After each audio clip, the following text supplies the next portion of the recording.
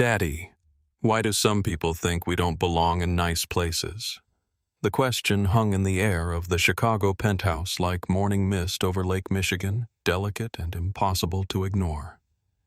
Dr. James Mitchell paused in the middle of adjusting his 7-year-old daughter's backpack straps, the weight of her innocent curiosity settling on his shoulders, heavier than any business deal he'd ever negotiated. Outside the floor-to-ceiling windows, the city was just beginning to stir at 5:30 in the morning. Streetlights flickering off one by one as dawn painted the sky in shades of gold and amber that reminded him of his grandmother's kitchen back in Detroit. "What makes you ask that, baby girl?" he said, kneeling down to meet Zara's dark eyes that sparkled with the kind of intelligence that both thrilled and worried him, because he knew the world wasn't always ready for brilliant little black girls who asked hard questions. Zara twisted one of her carefully braided pigtails around her finger, a habit she'd inherited from her mother, along with Elena's stubborn streak and his own relentless curiosity about how things worked. "Yesterday, at the Science Museum, that lady kept following us around like she thought we were going to steal something, even though you bought the biggest membership they have and you were wearing your nice suit and everything." Elena Mitchell appeared in the doorway of their daughter's room, her surgical scrubs already on despite the early hour because she had a complex pediatric heart surgery scheduled before their afternoon flight to London. Even after 8 years of marriage, James still felt that familiar flutter in his chest when he looked at his wife. This brilliant woman who could repair a child's heart with hands steadier than a Swiss watchmaker's, and who had somehow chosen to build a life with a kid from the projects who'd taught himself to code on library computers. "She asked me the same question while you were in the shower," Elena said, settling onto the bed beside them with the graceful efficiency of someone who was used to moving through the world with purpose.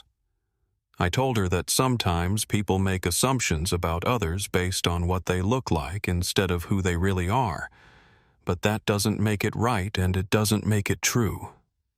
James nodded, feeling the familiar weight of having to explain racism to a child who should be worried about multiplication tables and playground politics, instead of why adults sometimes treated her family like they were trespassing in their own lives. He'd built a tech empire worth $3 billion, revolutionized artificial intelligence in ways that would reshape entire industries, spoken at conferences in every major city on 6 continents. And yet he still had to have these conversations with his daughter because success couldn't shield her from the reality of existing in a world that often saw her skin color before it saw her brilliant mind. "Remember what Grandma Rose used to tell me when I was your age?"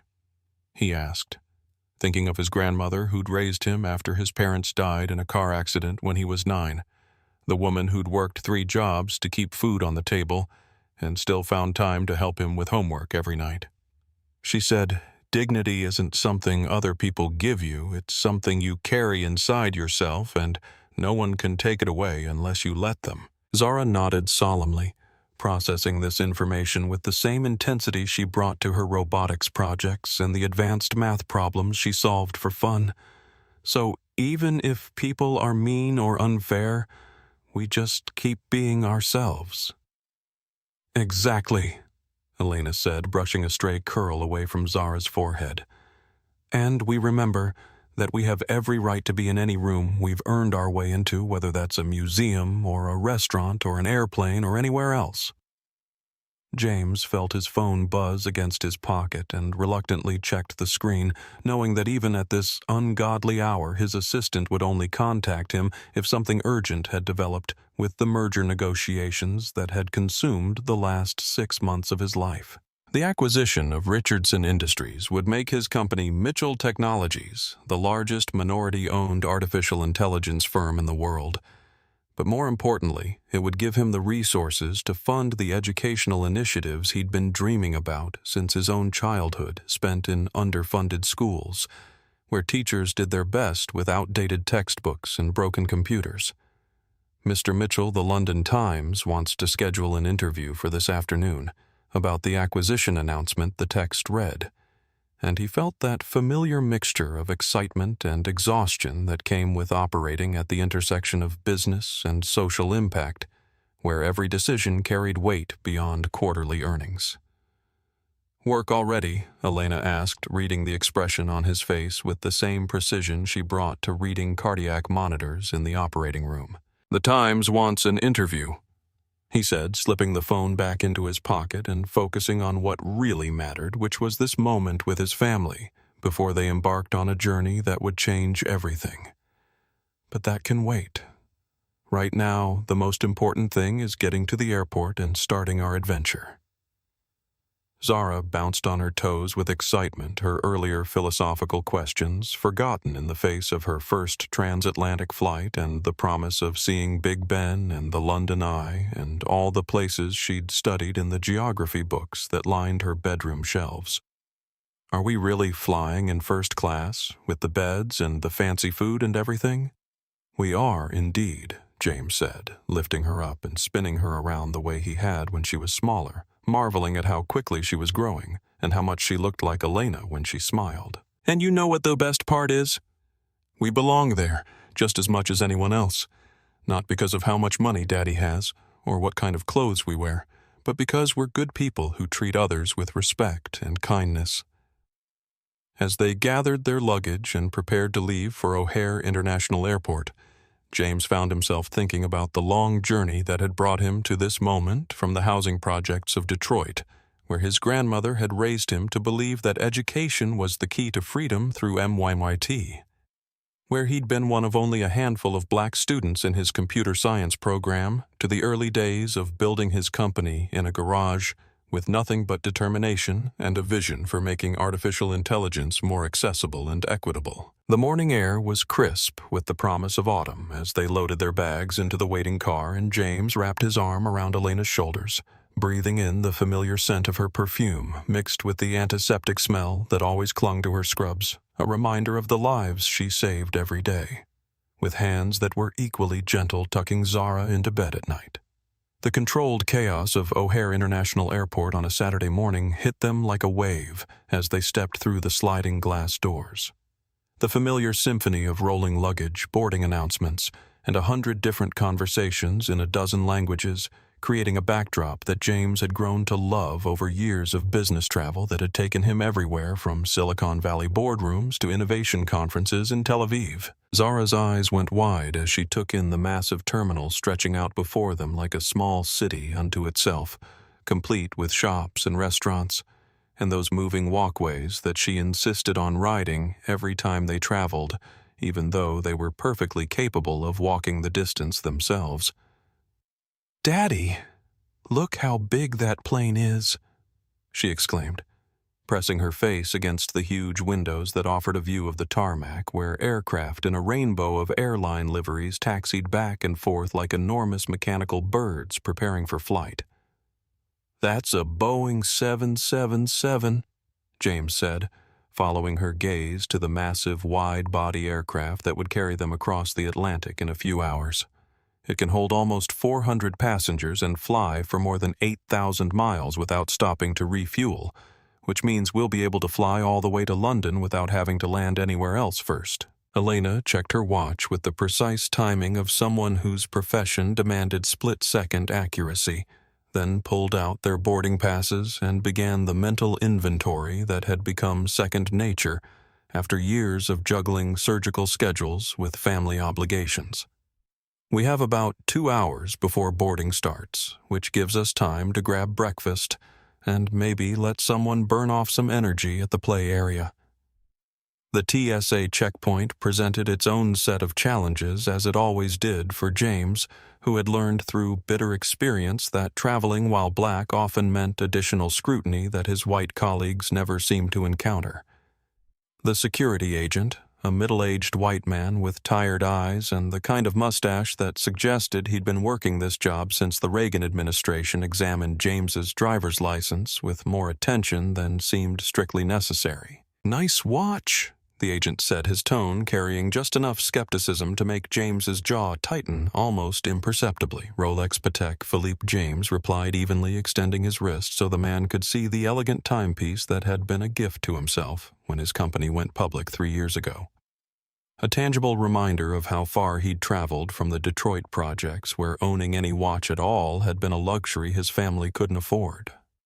The agent's eyebrows rose slightly, and James could practically see the man's mental calculations as he tried to reconcile the expensive watch with his preconceived notions about who belonged in the premium travel category.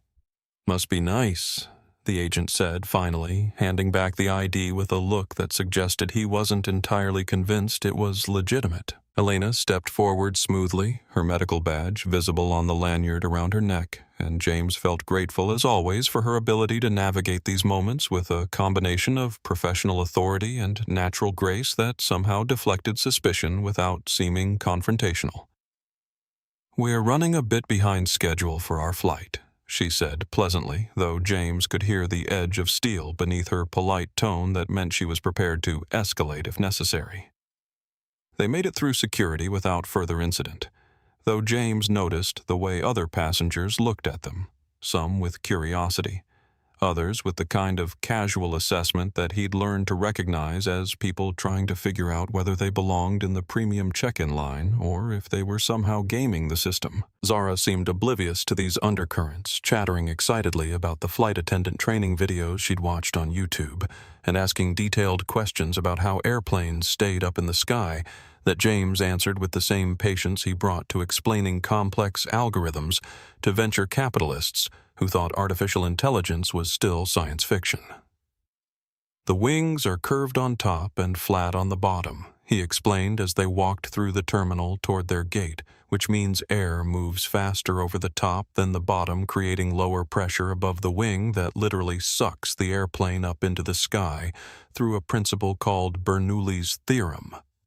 "So it's not really magic, even though it looks like magic," Zara said, nodding seriously as she processed this information alongside everything else she'd absorbed about their upcoming journey. "The best kind of magic is the kind that works because of science and engineering and human ingenuity," Elena added, squeezing her daughter's hand as they passed a group of uniformed pilots heading toward their own gate, their crisp shirts and captain stripes representing years of training and expertise that made transcontinental flight as routine as taking the bus downtown.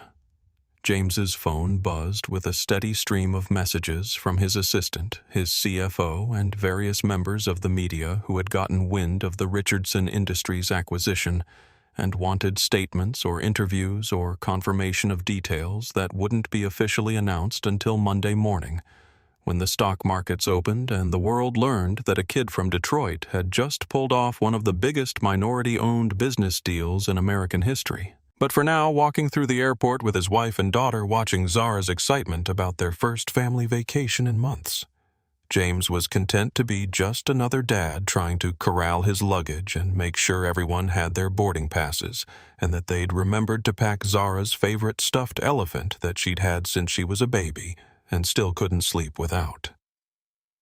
The gate area for their Platinum Airways flight was exactly what James had expected from an airline that positioned itself as the premium option for discerning travelers who valued luxury and exclusivity above convenience and price.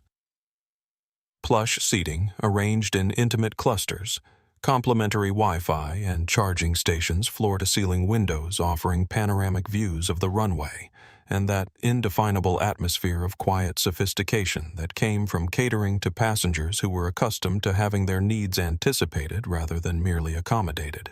The Platinum Airways first-class lounge occupied an entire corner of Terminal 2, its entrance marked by a subtle bronze plaque, and staffed by uniformed agents who greeted premium passengers with the kind of practiced warmth that James had learned to distinguish from genuine hospitality during his years of business travel to every major city in Europe and Asia.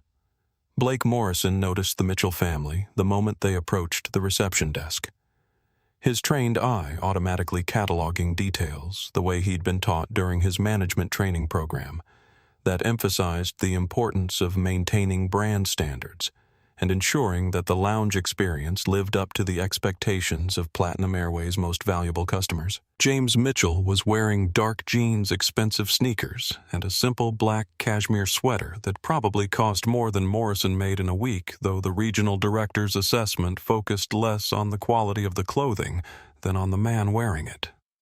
Elena Mitchell looked effortlessly elegant in tailored slacks and a cream-colored blouse that suggested good taste and disposable income, while their daughter clutched a small, rolling suitcase covered with NASA stickers and wore the kind of confident smile that comes from being raised to believe the world is full of interesting possibilities.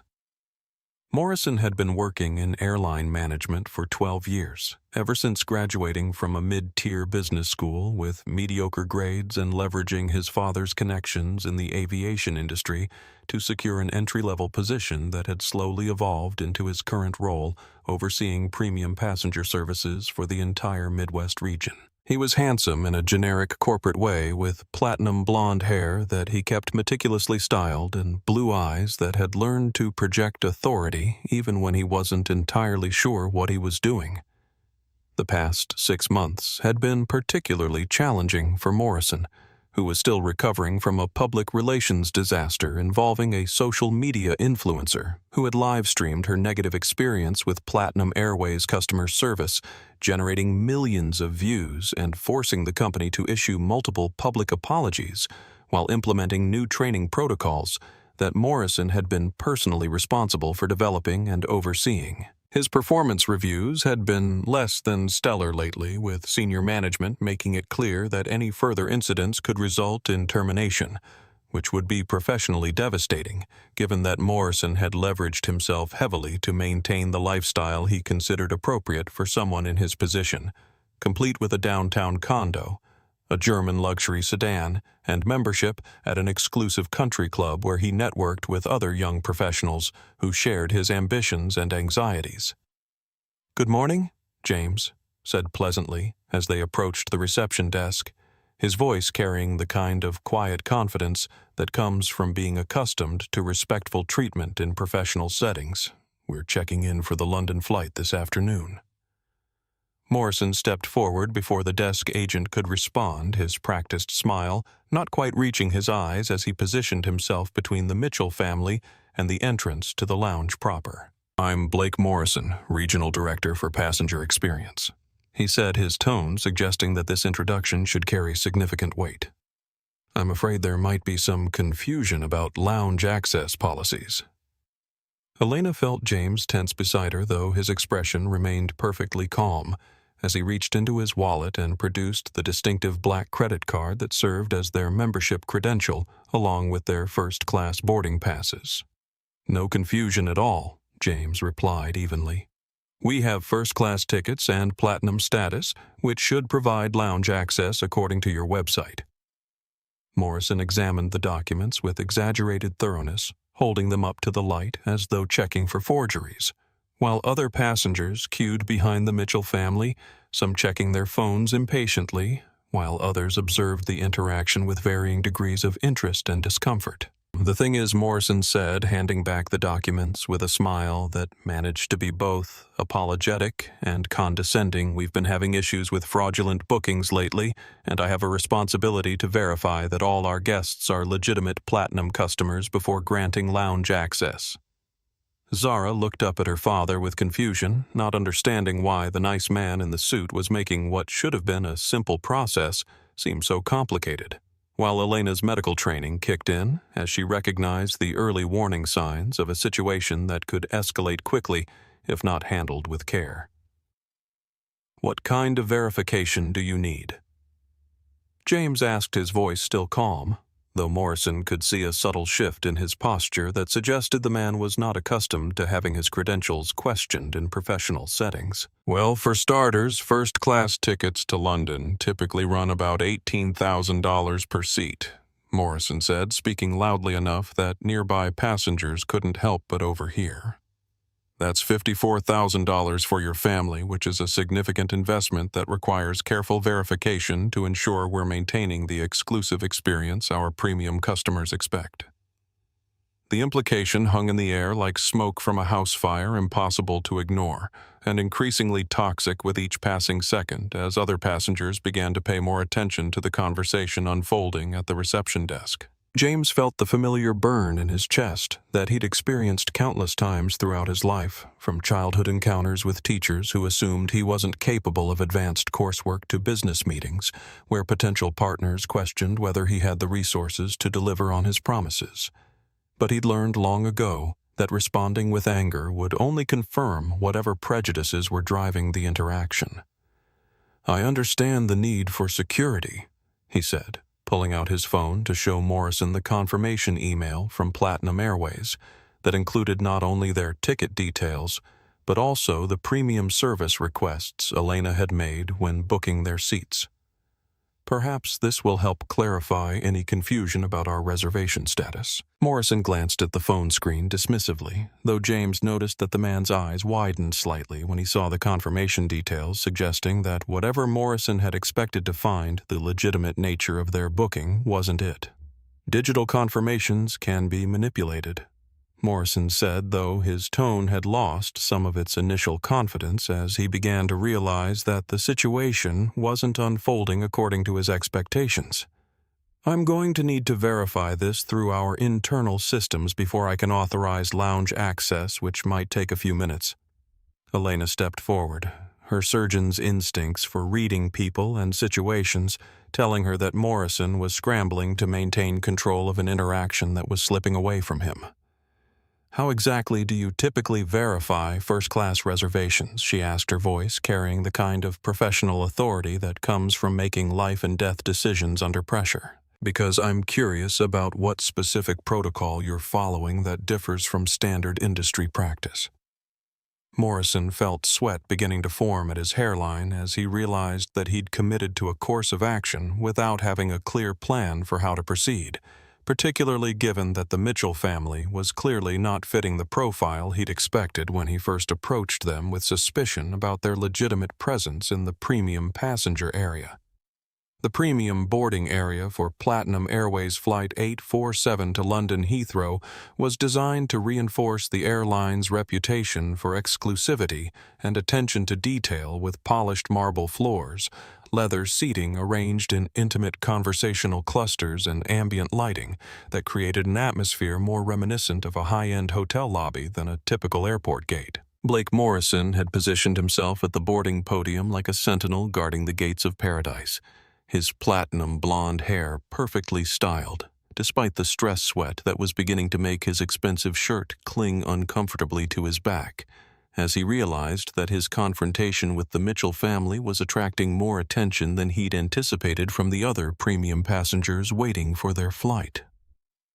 James Mitchell stood calmly beside the boarding desk, his black cashmere sweater and dark jeans giving him an understated elegance that contrasted sharply with Morrison's more aggressive corporate styling, while Elena held Zara's hand and tried to shield their daughter from the increasingly uncomfortable atmosphere that was developing around what should have been a routine boarding process. "Sir, I'm going to need you to step aside while I verify your booking status," Morrison announced loudly enough that passengers throughout the gate area couldn't help but overhear his voice carrying the kind of officious authority that he'd learned to project during his years of middle management in an industry where customer service often devolved into power struggles between staff and passengers who felt entitled to better treatment. "I've already shown you our confirmation," James replied, his voice remaining level, despite the growing frustration he felt at being subjected to what was clearly discriminatory treatment disguised as security protocol. "Our boarding passes are legitimate, our seats are paid for, and according to Platinum Airways policy, first-class passengers board with Group A priority." Morrison's face flushed with the kind of anger that comes from having one's authority challenged in public, particularly by someone he'd assumed would be more deferential to his position and more easily intimidated by his official capacity as a regional director, responsible for maintaining what he liked to call brand integrity in the premium passenger experience. "Boarding passes can be forged," Morrison declared, reaching for James's phone when he tried to show the digital confirmation again. "Screenshots can be doctored, and frankly, the demographics don't match our typical first-class passenger profile, which raises red flags that I have a professional obligation to investigate before allowing access to premium services." The word demographics hung in the air like a slap. its implications crystal clear to everyone within earshot, including a technology journalist named David Park, who had been quietly observing the interaction while waiting to board his own flight, and was now discreetly recording with his phone because he recognized the makings of a story that could have significant implications for Platinum Airways' public image. Elena felt her medical training kick in as her heart rate elevated and her hands began to shake with the kind of controlled fury that she typically reserved for dealing with hospital administrators who tried to cut corners on patient care, but she forced herself to remain calm because she knew that any emotional response would be used to justify Morrison's increasingly aggressive behavior. "What exactly do you mean by demographics?" she asked, her voice carrying the surgical precision that had served her well during countless medical procedures where clarity of communication could mean the difference between life and death. "Because I'm curious about what specific criteria you're using to determine whether passengers belong in first class." Morrison realized too late that he'd revealed more than he'd intended about his thought process, but instead of backing down, he doubled down with the kind of desperate aggression that often emerges when people feel cornered by their own prejudices and poor judgment. "Look, I've been in this business for 12 years, he said, gesturing broadly at the premium boarding area as though his tenure gave him special authority to make determinations about passenger legitimacy. "I know what our clientele looks like, and I know when something doesn't fit the pattern, which is why we have security protocols in place to protect our genuine premium customers from fraud and disruption." Zara tugged at her father's sweater, her 7-year-old mind struggling to understand why the man in the suit was being so mean to her parents when they had done nothing wrong except try to board an airplane with tickets they had purchased fair and square. "Daddy, why is he being so mean?" she whispered, her voice carrying the kind of innocent confusion that cut through the adult tension like a knife. James knelt down to his daughter's eye level, his movement calm and deliberate despite the adrenaline coursing through his system as he struggled to maintain his composure in the face of treatment that was both humiliating and infuriating. "Sometimes grown-ups make mistakes about other people," he said softly, though his words were clearly audible to Morrison and the growing number of passengers who had stopped their own conversations to observe the confrontation unfolding at the boarding desk. "But we have tickets," Zara said, her logical 7-year-old mind unable to process why having the proper documentation wouldn't be sufficient to resolve whatever confusion was causing the delay. "We bought them and everything." Morrison felt a flicker of uncertainty as he looked down at the child, her innocent directness, forcing him to confront the ugliness of his assumptions in a way that adult anger and indignation could not. But his professional anxiety about maintaining control of the situation overrode whatever conscience might have guided him toward better judgment. "Tickets can be obtained fraudulently," he said, though his voice had lost some of its earlier confidence as he realized that his position was becoming increasingly difficult to defend, particularly with multiple passengers now openly recording the interaction with their phones. "I'm calling security to have this matter resolved properly." The announcement that security had been called sent a ripple of tension through the boarding area, with some passengers moving closer to observe the drama, while others stepped back to avoid becoming involved in what was clearly escalating beyond a simple customer service dispute. James felt the familiar weight of history settling on his shoulders as he recognized the pattern that had played out countless times throughout his life and the lives of countless other Black Americans who had found themselves in situations where their presence in certain spaces was treated as inherently suspicious rather than legitimately earned. His mind flashed back to his grandmother's stories about being denied service at department stores in the 1960s, to his own experiences being followed by security guards in upscale shops, despite wearing expensive clothes and carrying obvious signs of affluence, to the countless microaggressions and outright discrimination that had shaped his understanding of how the world often worked for people who looked like him. But this time was different because this time he had resources and influence that his grandmother could never have imagined. And this time his daughter was watching to see how her father would respond when faced with injustice disguised as policy.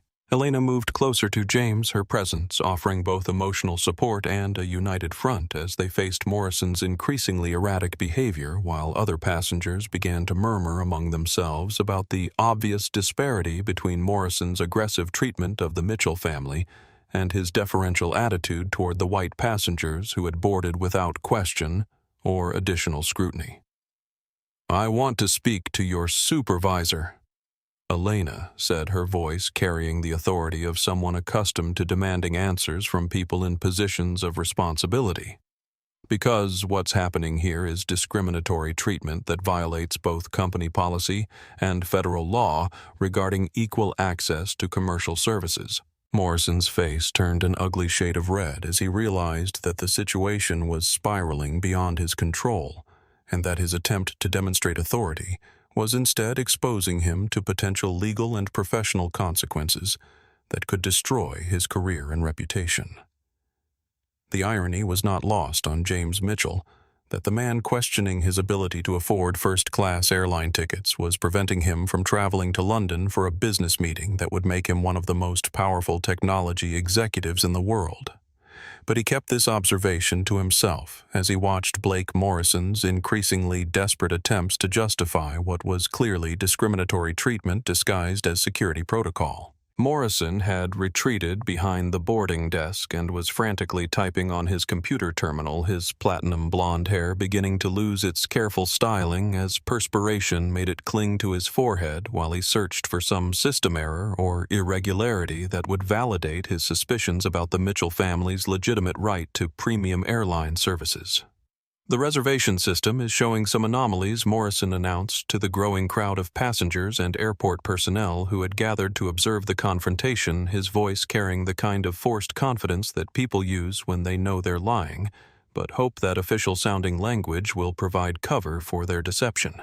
James pulled out his phone and opened his email application, scrolling through the detailed confirmation messages that Elena had forwarded to him when she made the reservations 3 weeks earlier, including seat assignments, meal preferences, and special service requests that demonstrated not only the legitimacy of their booking, but also their familiarity with premium travel protocols. "Here's the original confirmation email," James said, holding his phone so that Morrison and nearby passengers could see the screen. "Reservation number, seat assignments, payment confirmation, and even the special meal requests we made for our daughter, who has a mild allergy to shellfish."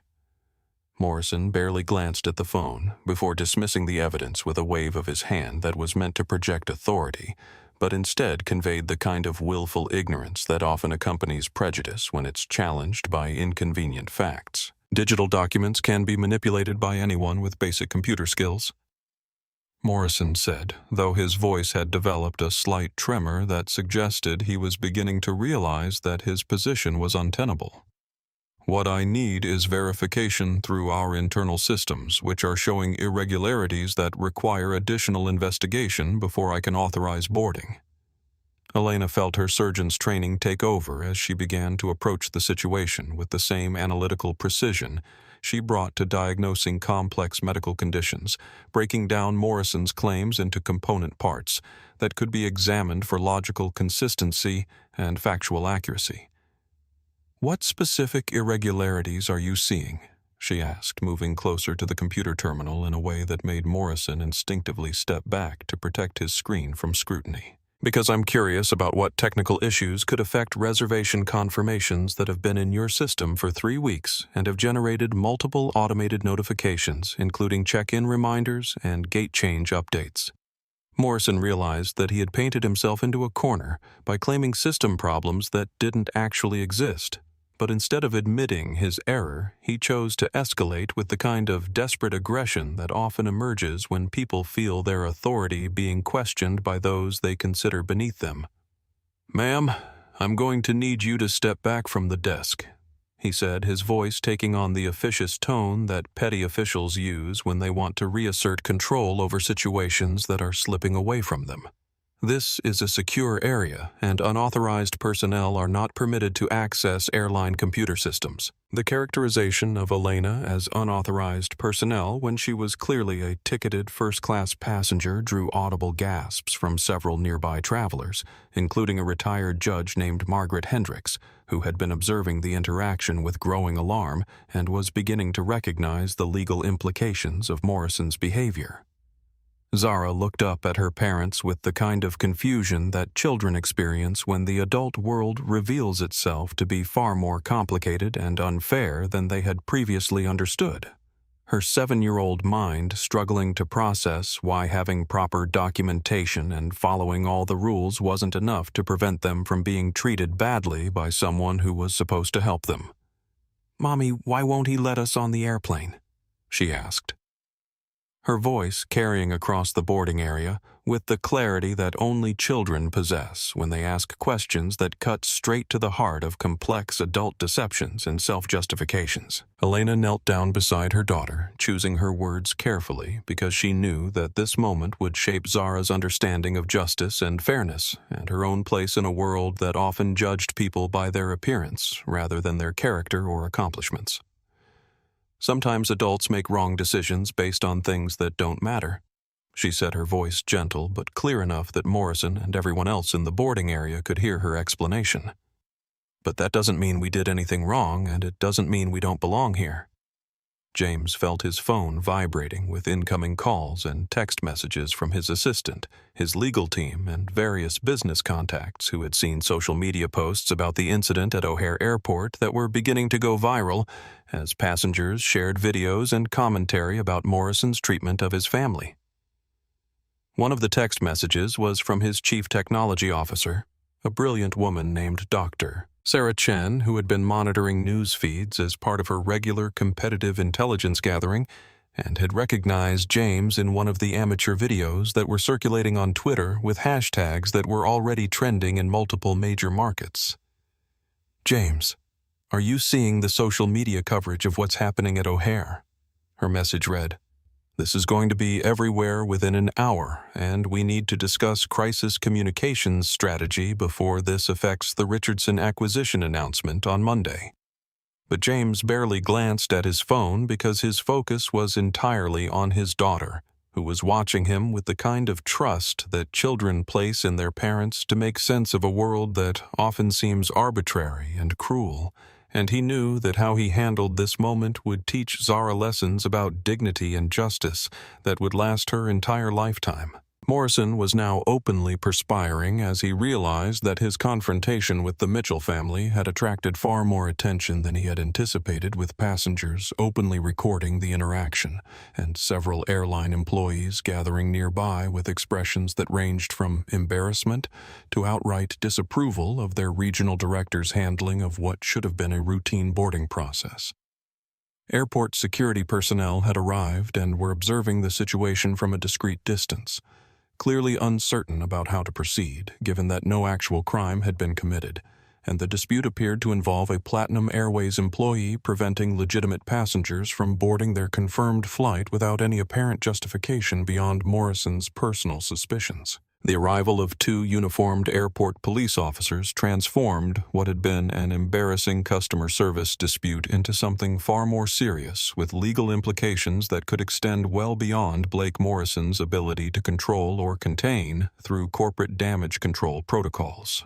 Officer Sarah Williams approached the situation with the kind of professional caution that comes from years of dealing with airport conflicts that can escalate quickly in the stressed environment of modern commercial aviation, while her partner, Officer Michael Rodriguez, positioned himself to observe the broader crowd dynamics and ensure that the growing number of spectators didn't interfere with whatever resolution might emerge. "What seems to be the problem here?" Officer Williams asked, her voice carrying the neutral authority that law enforcement officers use when they need to gather information before determining whether any laws have been violated or if the situation can be resolved through mediation rather than formal intervention. Morrison immediately stepped forward with the kind of aggressive confidence that people often display when they believe that involving police will validate their position and intimidate those they perceive as adversaries. his platinum blonde hair now visibly disheveled as stress sweat continued to affect his carefully maintained professional appearance. "Officers, thank you for responding so quickly," he said, his voice carrying what he hoped would be interpreted as reasonable concern rather than the desperation he actually felt as he realized that the situation had spiraled far beyond his original intentions. "We have passengers here who are attempting to board with fraudulent documentation, and when I tried to verify their credentials through proper security protocols, they became aggressive and uncooperative." James felt Elena's hand touch his arm in a gesture that was both supportive and cautionary, because she recognized the dangerous territory they had entered where Morrison's false accusations could have serious consequences, if not handled with extreme care and precision. "Officers, my name is Dr. James Mitchell," he said, his voice calm and clear, as he reached slowly for his wallet to produce identification, making sure that his movements were deliberate and non-threatening. "This is my wife, Dr. Elena Mitchell, and our daughter Zara. We have confirmed first-class reservations on Flight 847 to London, and we've been prevented from boarding by Mr. Morrison, despite providing all requested documentation." Officer Williams examined James's identification, while Officer Rodriguez scanned the growing crowd of passengers who were now openly recording the interaction with their phones, creating a digital record that would make it difficult for anyone to mischaracterize what had actually transpired during the confrontation. "Sir, can you show me your boarding passes and reservation confirmation?" Officer Williams asked, her tone professional, but not accusatory, as she began to gather the factual information necessary to determine whether any actual irregularities existed in the Mitchell family's travel documentation. James produced his phone and pulled up the digital boarding passes along with the detailed email confirmations that Elena had received when she made their reservations, including payment verification and seat assignment details that clearly demonstrated the legitimate nature of their booking. Morrison watched nervously as Officer Williams examined the documents, realizing that the evidence was overwhelmingly contradicting his claims about fraudulent documentation. But instead of admitting his error, he chose to escalate with increasingly desperate accusations. The digital documents could be forged, he insisted, his voice rising in pitch as he felt control of the narrative slipping away. "These people don't fit the demographic profile of our typical first-class passengers, and I have a professional responsibility to protect the premium experience that our legitimate customers expect." Officer Rodriguez raised an eyebrow at Morrison's use of the phrase demographic profile, recognizing the kind of coded language that often accompanies discriminatory behavior, while several passengers in the boarding area began to murmur audibly about the obvious racial implications of Morrison's comments. David Park, the technology journalist who had been discreetly recording the interaction, stepped forward with the kind of professional authority that comes from years of covering corporate misconduct and public relations disasters for major media outlets. "Officer, I'm David Park from TechCrunch," he said, showing his press credentials. "I've been documenting this interaction, and I can confirm that Mr. Morrison has been preventing these passengers from boarding despite their having legitimate reservations, and his statements about demographics raise serious questions about discriminatory treatment." The introduction of media attention into the situation sent Morrison into near panic as he realized that his handling of what he had assumed would be a routine assertion of authority was now being recorded by a journalist with millions of readers who would be very interested in a story about airline discrimination against minority passengers. Elena stepped forward with the calm precision that had served her well during countless medical emergencies, where clear communication and factual accuracy could mean the difference between life and death. "Officers, we've complied with all requests for documentation. We've remained calm and cooperative throughout this interaction, and we simply want to board the flight we paid for with our 7-year-old daughter who has been watching this entire confrontation unfold." Zara moved closer to her father, her small hand slipping into his as she tried to understand why the police officers were there and whether her family was in some kind of trouble. her innocent presence serving as a powerful reminder to everyone present that the conflict was affecting a child who had done nothing wrong except exist in a space where her family's presence was being questioned. Officer Williams looked at Morrison with the kind of professional skepticism that experienced law enforcement officers develop when they encounter people whose stories don't align with observable evidence. "Mr. Morrison, are you saying that these passengers don't have valid tickets for this flight?" Morrison felt himself trapped between admitting that the Mitchell family had legitimate reservations, which would expose his discriminatory behavior, and continuing to claim fraud despite overwhelming evidence to the contrary, which could result in filing a false police report. "I'm saying that the circumstances require additional verification before I can authorize boarding," he said, his voice now clearly showing the strain of trying to maintain an increasingly untenable position. "And when I attempted to follow proper security protocols, these individuals became confrontational and refused to cooperate with legitimate airline policies." James felt a familiar burning sensation in his chest as he listened to Morrison's lies about their behavior, but he forced himself to remain calm because he knew that any emotional response would be used to justify the discriminatory treatment they had received. "Officers, you can review the security footage if you need to verify our conduct during this interaction," he said, gesturing toward the cameras that monitored the boarding area. "We've been nothing but cooperative and professional, despite being subjected to treatment that I believe violates both company policy and federal civil rights legislation." The mention of civil rights violations caused Officer Rodriguez to exchange a meaningful glance with his partner because they both recognized that the situation had moved beyond a simple customer service dispute into territory that could have serious legal and financial implications for both Morrison and Platinum Airways. Morrison realized that his last opportunity to control the narrative was slipping away, and in desperation, he made a decision that would prove to be catastrophic for his career and personal reputation. "I'm formally requesting that these individuals be removed from the boarding area for trespassing and disrupting airline operations," he announced loudly enough that everyone in the gate area could hear him. "As a regional director, I have the authority to deny boarding to passengers who pose a security risk or whose presence threatens the safety and comfort of other travelers."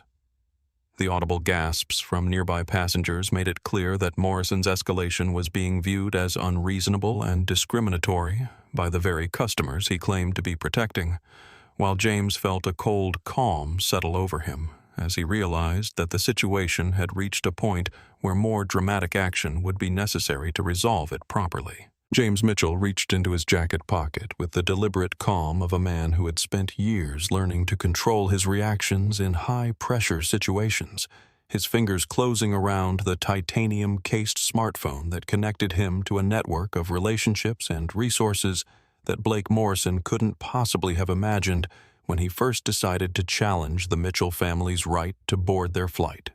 The boarding area had fallen into the kind of tense silence that precedes moments of truth, with passengers, airline employees, and airport security personnel all watching to see how the confrontation would resolve itself, while Morrison stood behind the boarding desk with sweat staining his expensive shirt and his platinum blonde hair now completely disheveled from the stress of trying to maintain his increasingly impossible position. "Mr. Morrison James," said, his voice carrying a quiet authority that made everyone in the boarding area lean forward to hear what he was about to say. "Before we continue with this unfortunate situation, I think there's someone you should speak with, someone who might be able to clarify any confusion about our right to be on this flight." Morrison felt a flutter of uncertainty in his chest as he watched James dial a number with the kind of confident familiarity that suggested this wasn't a random call to a customer service line or legal representative, but rather a direct connection to someone with significant influence and authority. Elena moved closer to Zara, wrapping her arms around their daughter in a protective gesture that was both maternal and symbolic, while the technology journalist continued recording, and other passengers held their phones up to capture whatever was about to unfold. The phone rang twice before a crisp, professional voice answered with the kind of immediate attention that indicated the caller's importance in the recipient's professional hierarchy. James? How are you? I wasn't expecting to hear from you until the board meeting next week. James held the phone so that his voice would carry clearly through the boarding area as he responded to the greeting. Hello, Margaret. I'm actually calling because I'm having some difficulty with one of your regional directors here at O'Hare Airport, and I was hoping you might be able to help clarify a few company policies for him. The voice on the other end of the line belonged to Margaret Rothschild, CEO of Platinum Airways, a woman whose reputation in the aviation industry was built on operational excellence and customer service standards that had made her airline one of the most respected premium carriers in the world. What kind of difficulty, Rothschild asked, her voice taking on the sharp focus that she brought to any situation that might reflect poorly on her company's reputation or values. Morrison felt his knees go weak as he recognized the voice of his ultimate superior, the woman whose quarterly earnings calls he listened to religiously, and whose strategic vision he claimed to support in all his regional management communications, though he had never actually spoken to her directly during his 12 years with the company. Well, Margaret, I'm standing here with my wife and 7-year-old daughter trying to board Flight 847 to London with our confirmed first-class reservations, and your regional director, Blake Morrison, has been preventing us from boarding because he doesn't believe we can afford first-class tickets based on what he calls our demographic profile. The silence that followed was so complete that James could hear the ambient noise of the airport terminal. Through the phone connection, the distant announcements and mechanical sounds creating a backdrop for what was clearly a moment of profound professional reckoning for everyone involved. He said what Rothschild's voice had taken on the kind of controlled fury that executives use when they realize that employee misconduct is about to create a public relations disaster that could damage their company's reputation and financial performance. Morrison opened his mouth to speak, perhaps to offer some explanation or justification for his behavior, but James continued his conversation with the CEO as though the regional director wasn't worth acknowledging directly. He's also called airport police and is requesting that we be removed from the boarding area for trespassing despite our having legitimate reservations that were made 3 weeks ago and confirmed multiple times through your automated systems. James said, his tone remaining conversational, even as he systematically destroyed Morrison's credibility and professional future. Mr. Morrison Rothschild's voice cut through the boarding area like a blade, causing Morrison to jump as though he'd been physically struck. Are you there? Can you hear me? Morrison stepped forward on unsteady legs, his hands shaking as he realized that his career was hanging by a thread that was about to be cut by the CEO of his company in front of dozens of witnesses who were recording every word for posterity and social media distribution. Yes, Ms. Rothschild. I'm here, he managed to say, his voice cracking with the strain of trying to project composure while experiencing what felt like a complete nervous breakdown in real time. Mr. Morrison, are you preventing Dr. James Mitchell and his family from boarding their confirmed first-class flight? Rothschild asked her question, phrased in a way that made it clear she already knew the answer and was simply creating a formal record of Morrison's misconduct. Morrison looked desperately around the boarding area, as though searching for some escape route or alternative explanation that might save him from the consequences of his actions. But the faces staring back at him ranged from disgusted to pitying, with no sign of the support or validation he had expected when he first decided to challenge the Mitchell family's presence in the premium boarding area. There were irregularities in the reservation system, he said, weakly falling back on his earlier lies despite knowing that they would be easily disproven by any actual examination of the company's computer records. Mr. Morrison Rothschild said, her voice now carrying the kind of cold finality that accompanies corporate executions. Dr. Mitchell's venture capital firm, Mitchell Technologies, completed the acquisition of a controlling stake in Platinum Airways exactly 6 days ago. The paperwork was finalized yesterday afternoon, which makes Dr. Mitchell not just a first-class passenger, but the majority owner of this airline. The revelation hit the boarding area like a physical force, with audible gasps and exclamations from passengers and airline employees alike, as the full scope of Morrison's catastrophic error in judgment became clear to everyone present. Morrison's face went through a series of color changes from red to white to a sickly gray that suggested he might actually faint from the shock of learning that he had been discriminating against and attempting to humiliate the man who now owned the company that employed him. James watched Morrison's reaction with the kind of detached interest that a scientist might bring to observing a particularly instructive experiment, though he felt no satisfaction in the man's obvious distress, because the entire situation represented a failure of human decency rather than a victory to be celebrated. Margaret James said into the phone, "I think Mr. Morrison is beginning to understand the situation now."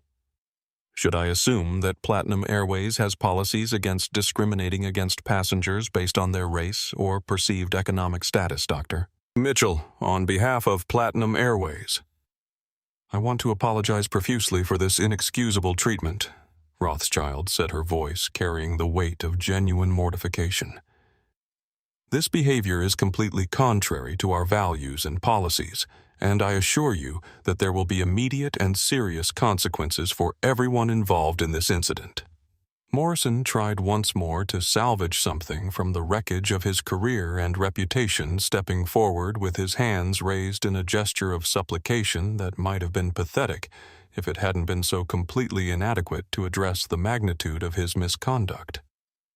"Dr. Mitchell, sir, I had no idea who you were," he said, his voice breaking with emotion that was entirely self-serving rather than genuinely remorseful. "If I had known about the acquisition, if I had realized your position with the company, this never would have happened." James looked at Morrison with the kind of disappointed expression that teachers reserve for students who have failed to learn the most basic lessons about human decency and moral behavior. "Mr. Morrison," he said quietly, "the problem isn't that you didn't know who I was. The problem is that you treated my family with disrespect and discrimination based on your assumptions about who we are and whether we belong in first class. That treatment would have been wrong regardless of whether I owned this airline or was flying for the first time in my life."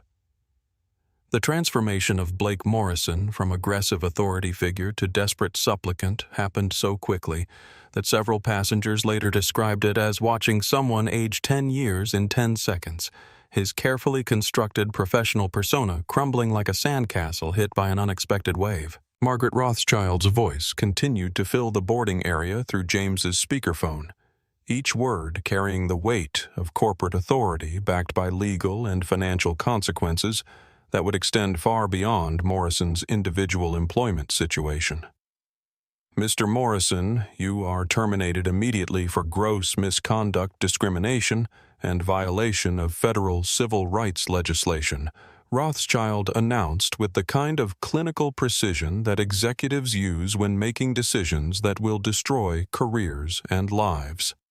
"Security will escort you from airline property. Your access cards and company devices will be deactivated within the hour, and you should expect contact from our legal department regarding potential criminal and civil liability for your actions." Morrison's legs actually buckled at the announcement, forcing him to grab the edge of the boarding desk to prevent himself from collapsing completely, while airline employees throughout the gate area exchanged uncomfortable glances as they witnessed their regional director's public humiliation and termination. Officer Williams stepped forward with the kind of professional efficiency that law enforcement officers bring to situations that have been resolved through civilian authority rather than requiring arrest or formal charges. Though she made it clear that Morrison's behavior had been documented and could be revisited if the Mitchell family chose to pursue criminal charges for harassment or civil rights violations.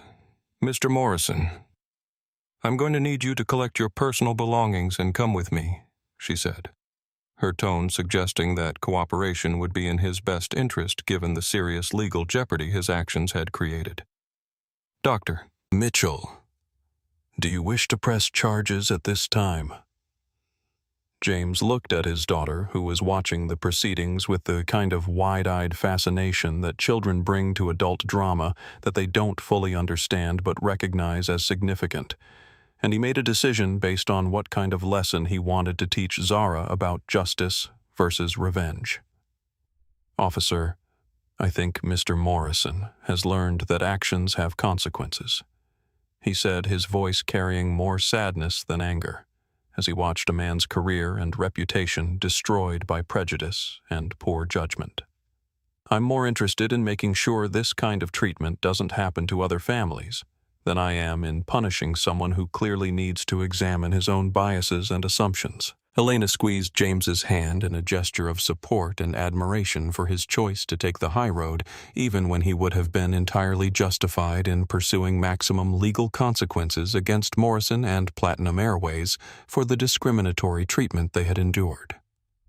Morrison was escorted away by airport security with his head down and his expensive suit wrinkled by stress sweat, while passengers throughout the boarding area began to murmur among themselves about the dramatic reversal they had just witnessed and the obvious lesson about not judging people by their appearance or making assumptions about their place in the world. Ashley, a senior flight attendant who had been watching the confrontation with growing dismay, approached the Mitchell family with the kind of professional grace that comes from years of dealing with difficult situations and demanding passengers, though her obvious embarrassment suggested that she understood the magnitude of the service failure they had experienced.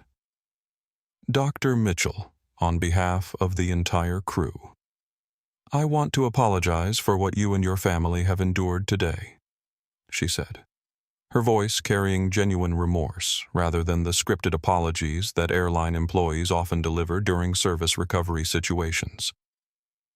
"We're going to do everything possible to ensure that the remainder of your travel experience meets the standards you deserve as passengers and as the owners of this airline." James accepted the apology with the same grace he had shown throughout the confrontation, though Elena noticed the tension in his shoulders that suggested he was still processing the emotional impact of being subjected to discriminatory treatment in front of their daughter.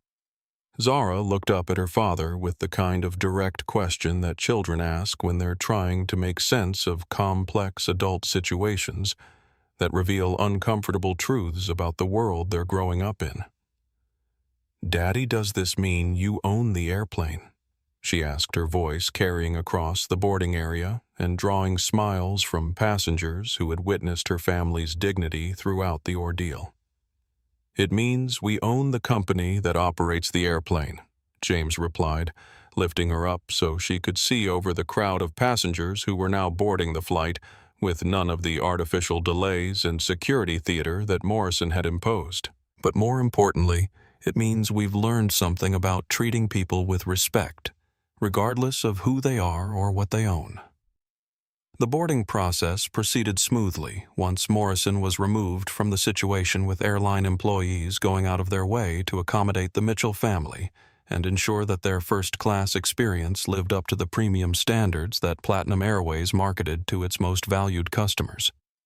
David Park, the technology journalist who had documented the entire confrontation, approached James as they prepared to board the aircraft, his professional instincts recognizing the broader implications of what had just transpired for both the aviation industry and corporate accountability in general.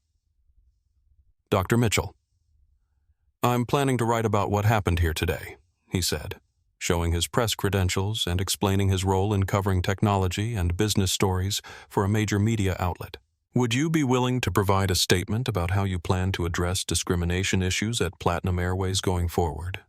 James considered the question carefully, knowing that his response would be quoted extensively and would set the tone for how his acquisition of the airline would be perceived by both the general public and the business community.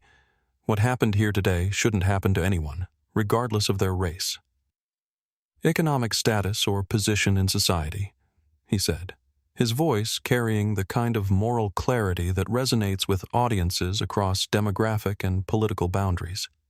We're going to implement comprehensive training programs, review all policies for potential bias, and create accountability measures that ensure every passenger is treated with dignity and respect." As they walked down the jet bridge toward their flight to London, Elena reflected on how the morning had unfolded, from routine travel to viral social media incident to corporate acquisition reveal. Though she was most proud of how James had handled the situation with grace and integrity, despite being subjected to treatment that would have justified a much more aggressive response. The interior of the Platinum Airways Boeing 777 represented the pinnacle of commercial aviation luxury, with first-class suites that featured flatbed seating, personal entertainment systems, and privacy doors that could transform each passenger's space into a private sanctuary above the clouds.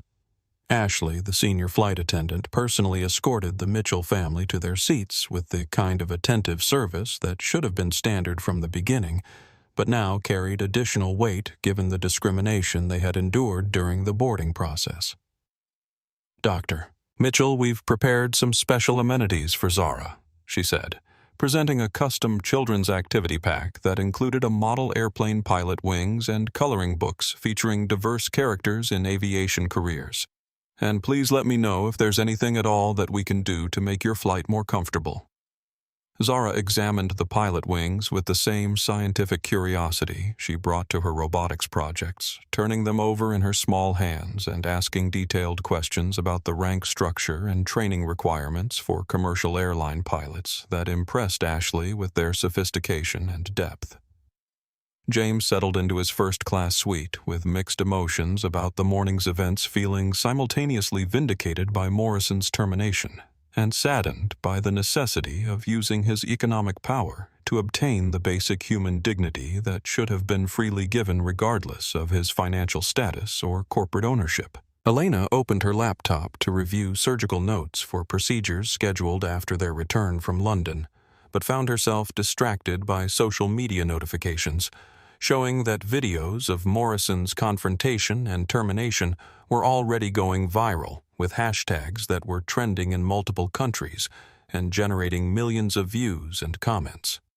The aircraft pushed back from the gate exactly on schedule, with Captain Rodriguez making a brief announcement about flight time and weather conditions in London, before adding a personal note about the crew's commitment to providing excellent service to all passengers, regardless of background or circumstances.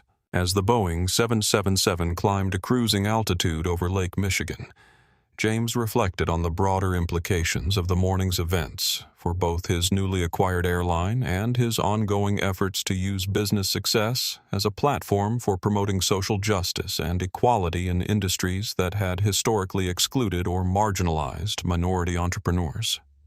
His phone buzzed with messages from board members, investors, and media outlets who had learned about the acquisition and the airport incident through various social media channels and traditional news sources that were beginning to pick up the story as it spread beyond its original travel and technology industry audiences. One message was from his chief legal counsel, a Harvard-trained attorney named Patricia Williams, who specialized in corporate governance and civil rights law, warning him about the potential legal exposure that Platinum Airways faced as a result of Morrison's discriminatory behavior, and recommending immediate implementation of comprehensive policy reviews and staff training programs. Another message came from his communications director, alerting him to interview requests from major television networks and newspapers that wanted to discuss both the acquisition and his response to the discrimination incident, recognizing the story's potential to generate significant positive or negative publicity depending on how it was handled. But James chose to focus on his family rather than corporate communications, watching Zara color pictures of female pilots and asking Elena about her upcoming surgical schedule because he understood that maintaining perspective about what really mattered was essential for anyone wielding significant economic and social influence. Through the aircraft's window, he could see the geometric patterns of farmland and suburban development that characterized the American Midwest, the orderly landscape representing the kind of structured progress that he hoped to bring to issues of equality and justice through his various business ventures and philanthropic initiatives.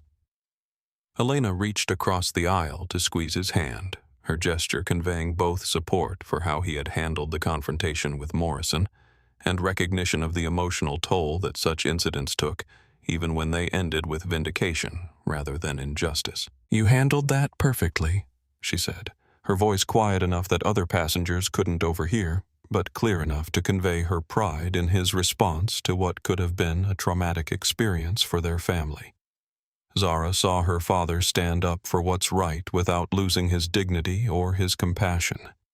James nodded, though he remained troubled by the knowledge that countless other families faced similar discrimination without having the resources or influence to demand accountability from those who mistreated them, a reality that reinforced his commitment to using his platform to create institutional changes that would benefit people far beyond his immediate circle. The flight attendants served lunch with exceptional attention to detail, clearly motivated by a combination of professional pride and desire to demonstrate that the discriminatory treatment the Mitchell family had experienced on the ground was not representative of Platinum Airways' actual service standards or corporate values. As they flew over the Atlantic Ocean toward London, and the business meetings that would officially complete his acquisition of the airline, James began mentally drafting the policies and training programs that would ensure Blake Morrison's prejudice-driven behavior could never again humiliate passengers who had every right to expect respectful treatment, regardless of their appearance or perceived economic status. 6 months after the incident at O'Hare Airport that had made Blake Morrison a cautionary tale about the consequences of workplace discrimination, James Mitchell stood in the gleaming conference room of Platinum Airways' London headquarters, looking out at the Thames while reviewing quarterly reports that showed both financial improvement and cultural transformation at his newly acquired airline. The changes he had implemented in the wake of Morrison's termination went far beyond simple policy updates representing a comprehensive overhaul of hiring practices, training protocols, and accountability measures that had attracted attention throughout the aviation industry as a model for addressing bias and discrimination in customer service environments. Elena had joined him for the board meeting, taking time away from her surgical schedule to participate in discussions about the employee wellness programs that she had helped design, drawing on her medical background to address the health and stress factors that could contribute to poor judgment and discriminatory behavior among frontline staff. Margaret Rothschild presented the quarterly results with obvious pride, noting that customer satisfaction scores had reached all-time highs, while employee turnover had decreased significantly since the implementation of the new training programs and accountability measures that James had mandated following his difficult introduction to Platinum Airways management practices. The Morrison incident was a wake-up call that forced us to examine assumptions and practices that we had allowed to persist without adequate scrutiny, Rothschild explained to the board members and senior executives who had gathered from around the world to review the airline's transformation. Dr. Mitchell's leadership has helped us become not just a more profitable company, but a more ethical and inclusive organization.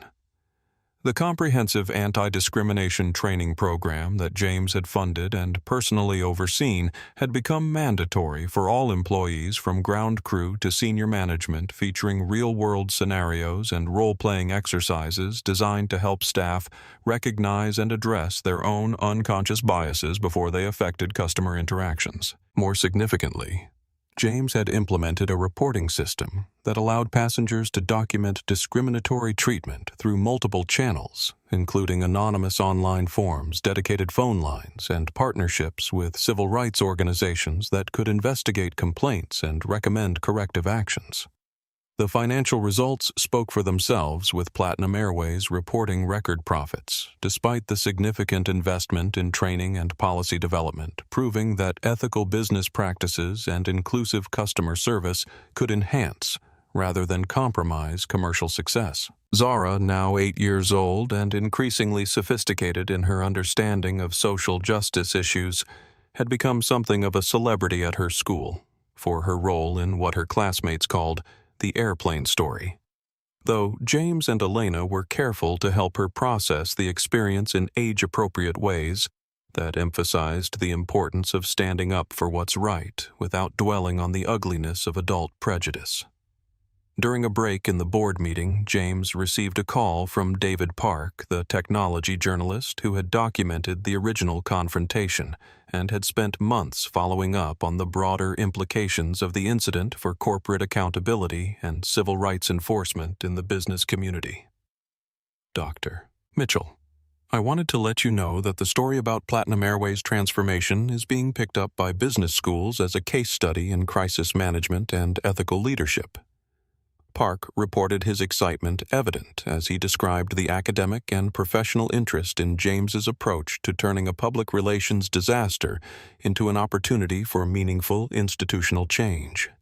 James appreciated the positive coverage, though he remained focused on the practical work of ensuring that the changes at Platinum Airways were sustainable and comprehensive rather than superficial responses to media attention that might fade once the story moved out of the news cycle. The employee feedback surveys that the company conducted quarterly showed genuine improvement in workplace culture, with staff members reporting increased confidence in their ability to handle difficult situations and greater pride in working for an organization that had clearly demonstrated its commitment to treating all customers with dignity and respect. One particularly meaningful development was the creation of a scholarship program that James had established using his personal funds to support students from underrepresented communities who were interested in pursuing careers in aviation, aerospace engineering, and related fields that had historically lacked diversity.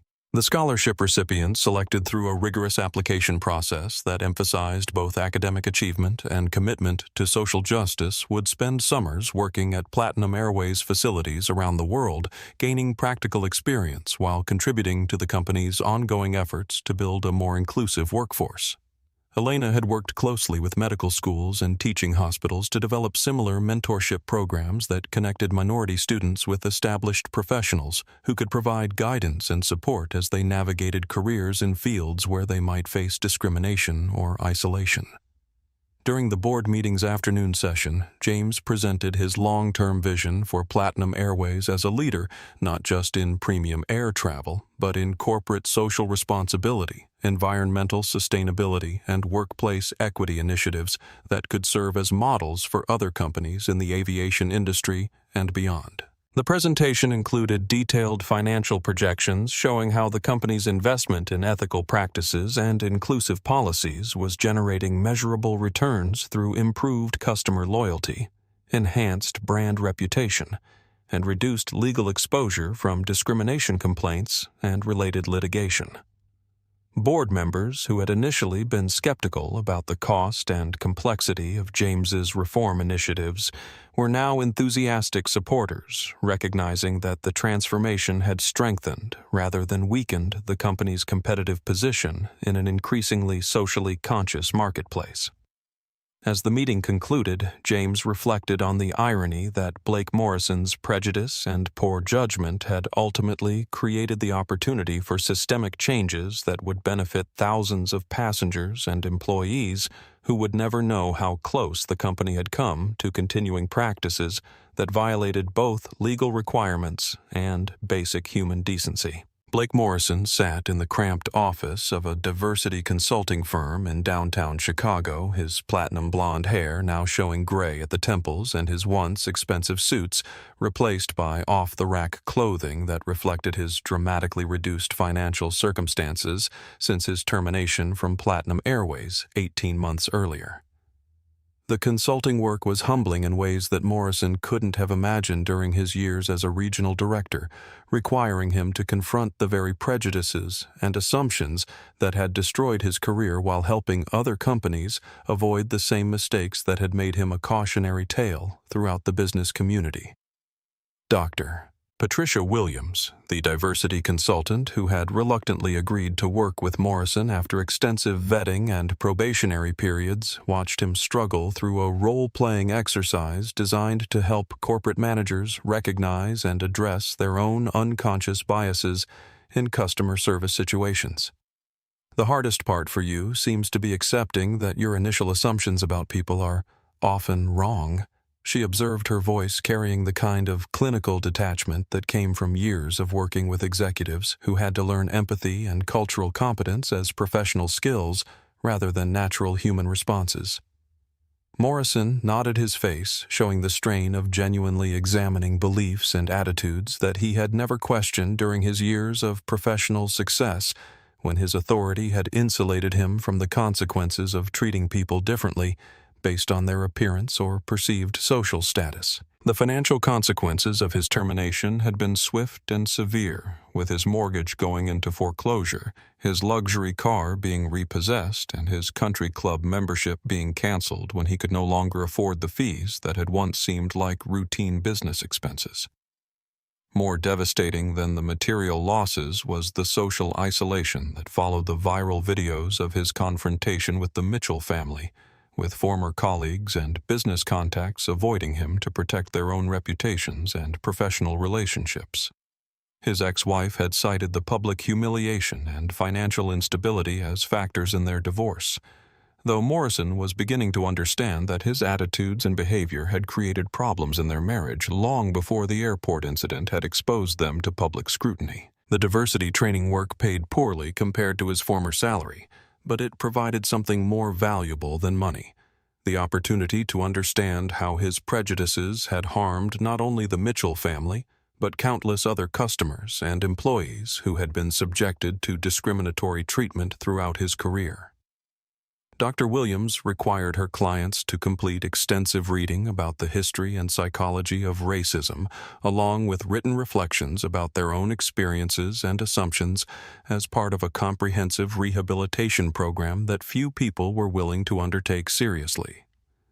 Morrison's journals from the program showed genuine introspection and growing awareness of how his privileged background and corporate environment had allowed him to develop and maintain attitudes that were both morally wrong and professionally destructive. One entry described his realization that he had been measuring people's worth by their resemblance to himself and his social circle, rather than recognizing the diverse forms that success and dignity could take in a multicultural society.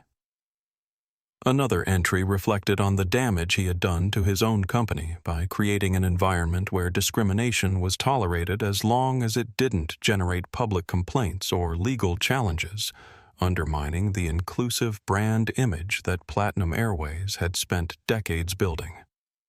The most difficult part of Morrison's rehabilitation was accepting that his transformation couldn't undo the harm he had caused, or restore the career he had destroyed through his own choices and actions, leaving him to find meaning in preventing others from making similar mistakes.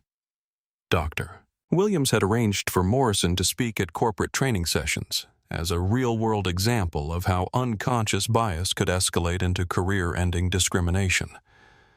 Though these presentations were emotionally challenging for someone who had once enjoyed authority and respect in professional settings. During one particularly difficult session at a major financial services firm, Morrison was asked by a young black executive whether he genuinely regretted his behavior or was simply sorry about getting caught and facing consequences. The question forced Morrison to confront the difference between self-pity and genuine remorse, leading to a moment of clarity about the need to focus on preventing future discrimination rather than rehabilitating his own reputation or career prospects.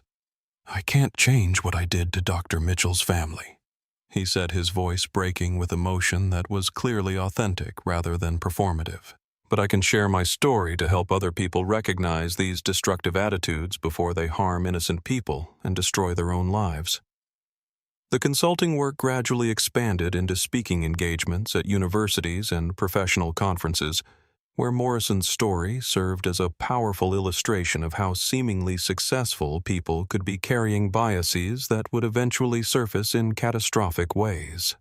His relationship with his teenage children, who had been mortified by their father's public disgrace and viral infamy, slowly began to improve as they witnessed his genuine efforts to understand and address the attitudes that had made him a symbol of workplace discrimination.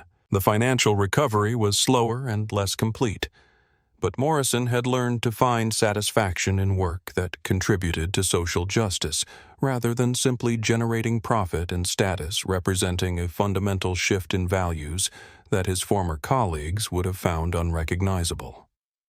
2 years after the confrontation that had transformed both their lives, James Mitchell and Blake Morrison found themselves in the same Platinum Airways first-class lounge at O'Hare Airport where their paths had first crossed, though the circumstances of their meeting this time were entirely different from the discriminatory encounter that had made international headlines.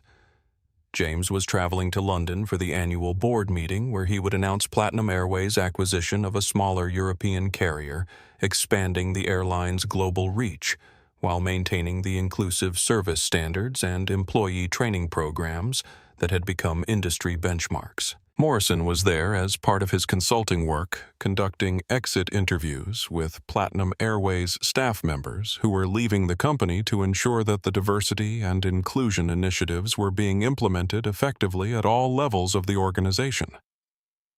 The recognition was mutual and awkward, with both men uncertain about how to acknowledge their shared history and the dramatic reversal of fortune that had brought them to this moment of unexpected intersection. Elena and Zara were traveling with James. Though Zara was now 9 years old and had developed into a confident, articulate young woman who spoke frequently at school assemblies about tolerance and justice, using her family's experience to teach other children about the importance of treating everyone with dignity and respect. Dr. Mitchell Morrison said, approaching their table with visible nervousness and the kind of hesitant body language that comes from someone who understands they have no right to expect forgiveness or friendly reception from people they have wronged.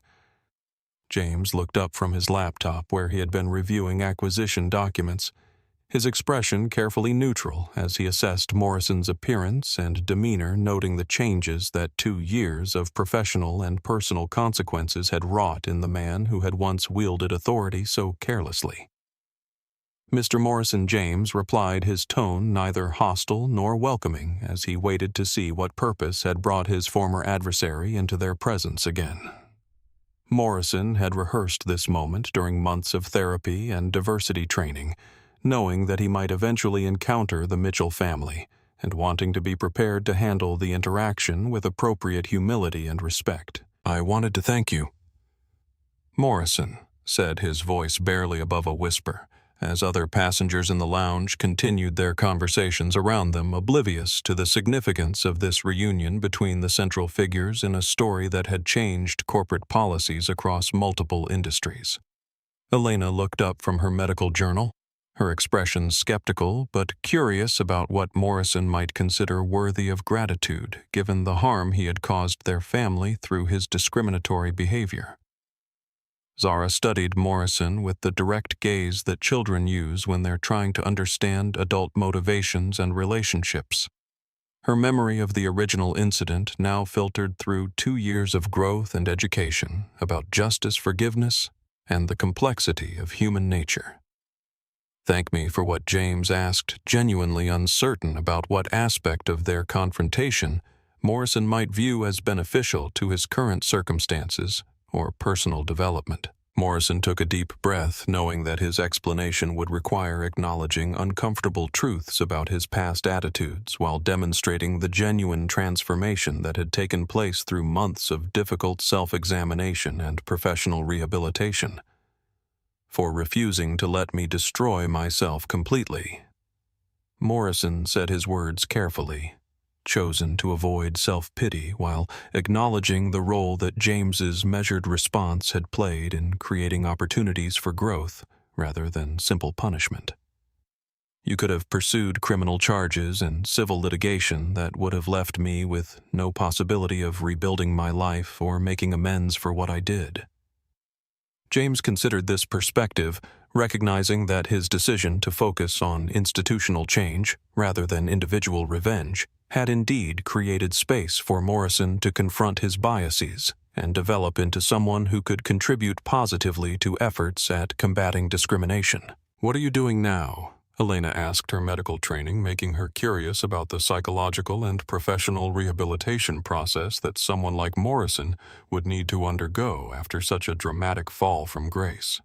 Morrison explained his work with diversity consulting firms and his speaking engagements at corporations and universities, describing how his experience had become a cautionary tale that helped other people recognize and address their own unconscious biases before they could cause similar harm.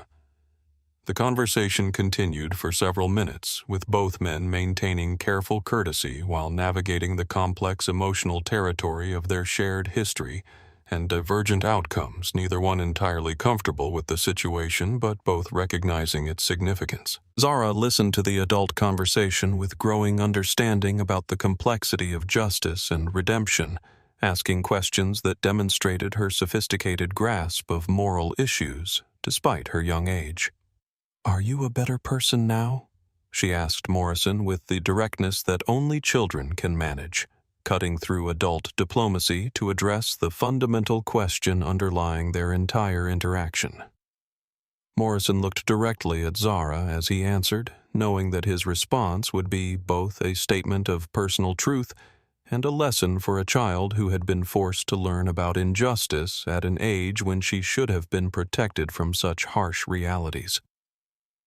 "I'm trying to be," he said, his voice carrying the humility of someone who had learned that good intentions must be backed by consistent actions and ongoing self-examination. "Every day I try to be better than the person who treated your family so badly." James felt an unexpected moment of satisfaction not at Morrison's suffering, but at evidence that the confrontation had created opportunities for genuine growth and positive change, rather than simply destroying one man's career and reputation.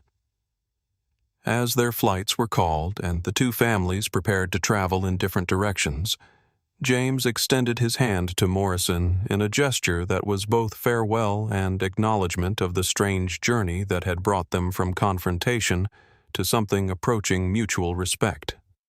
The handshake lasted only a few seconds, but it represented the completion of a circle that had begun with discrimination and prejudice, but had evolved into accountability, growth, and the possibility of redemption through sustained effort and genuine change. As the Mitchell family boarded their flight to London, Zara looked back at Morrison and waved her gesture, carrying the kind of natural forgiveness that children possess when they see evidence of adult growth and genuine remorse for past mistakes.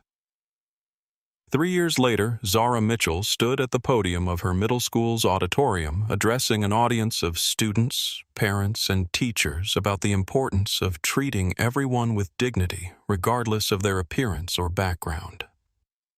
Her confidence and eloquence reflected not only her parents' guidance, but also the lessons she had learned from witnessing both injustice and redemption in the adult world.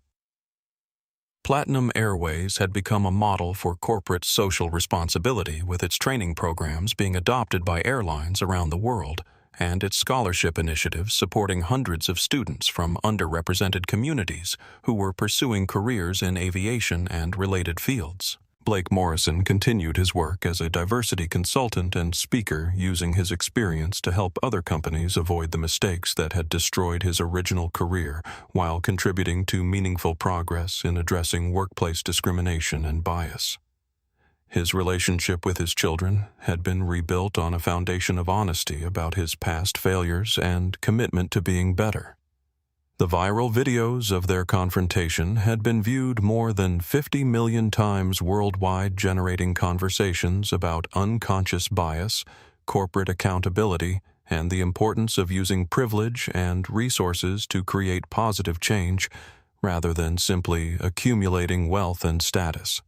The story had become a case study taught in business schools, law schools, and diversity training programs across multiple countries, ensuring that the lessons learned from that day at O'Hare Airport would continue to influence corporate culture and individual behavior for generations to come. If this story opened your eyes to the ongoing reality of discrimination in our society and inspired you to think about how we can all do better, please hit that like button to help us reach more people with this important message. Subscribe to our channel for more stories about courage, justice, and the power of standing up for what's right even when it's difficult. Your engagement helps us continue sharing these crucial stories that need to be told. Share this video with your family, friends, and community, because these conversations about fairness, dignity, and treating everyone with respect are more important now than ever before.